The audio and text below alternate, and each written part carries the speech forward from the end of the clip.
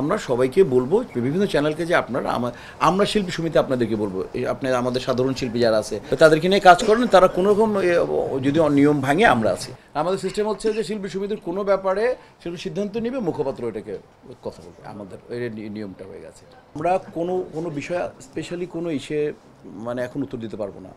আমাদের মিটিং আছে 4টায়, আমার ভাই ব্রাদার এরা আসছে, আমাদেরকে শুনছি মিটিংয়ে আসবে, ফুল দিতে এসছে।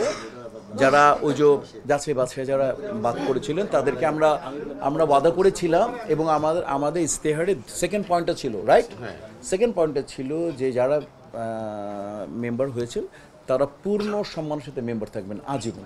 আইনি যদি প্রক্রিয়া তাকে বাধা না দেয়, যে আইনি সে খুন করে ফেলছে বা অন্য কেসে মানে বাট আমাদের সমিতিগতভাবে একদম আমরা, এবং যারা শুধু তাই না, এবং আমরা আরও বাধাবদ্ধ ছিলাম যে হ্যাঁ সমাজ বিরোধী, এবং আমরা আরও বাধাবদ্ধ ছিলাম যে লাইক এখানে ধরলাম 104-104-এর পরেও তো আমাদের 2-4 জন থাকতে পারে, 20 জন।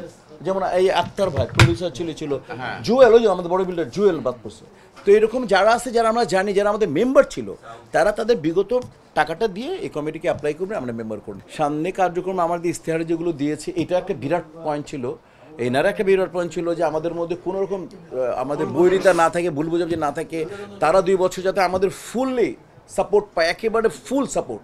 আমরা চ্যানেলের সাথে বিভিন্ন চ্যানেল আছে, like ATN, like channel I, এদেরকে আমরা একদম আমি বলবো যে ফিল্ম আর্টিস্টরা সাধারণত তারা মনে করে যে হয়তো বা সময় দিবে না, করবে না, বা ওনারা ব্যস্ত ফিল্মে এই জায়গাটা আমি যে সমস্ত চ্যানেলগুলো নাটক করে, কারণ এখন নাটকের যোগ অনেক বড়, কিন্তু প্ল্যাটফর্মে ইউটিউব হয়ে গেছে। আমরা সবাইকে বলবো বিভিন্ন চ্যানেলকে যে আপনারা আমরা শিল্পী সমিতি আপনাদেরকে বলবো আপনি আমাদের সাধারণ শিল্পী যারা আছে তাদেরকে নিয়ে কাজ করেন, তারা কোনো রকম যদি নিয়ম ভাঙে আমরা আছি, তারা কোনো ভাঙে। আমি অলরেডি আমাদের ইয়েতে আছে, ওই যে আমাদের পুরো ক্যাবিনেট